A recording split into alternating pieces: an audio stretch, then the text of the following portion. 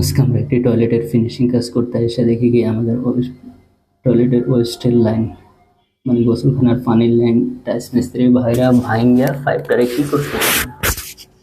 আজকে আমরা ফিনিশিং কাজ করতে এসে দেখি কি আমাদের পাইপ এই পর্যন্ত নাই, প্রায় এখানে জায়গা আছে আপনার 3 থেকে 3.5 ইঞ্চি।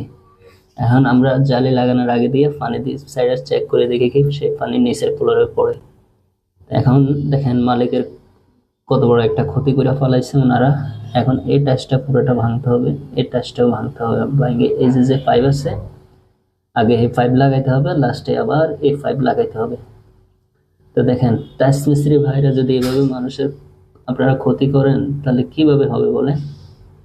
পাইপগুলোরে ভাঙে আপনারা কি করছেন, মালিকেরও ক্ষতি আমাদেরও ক্ষতি। তো আল্লাহ আপনাদেরকে হেদায়েত করুক।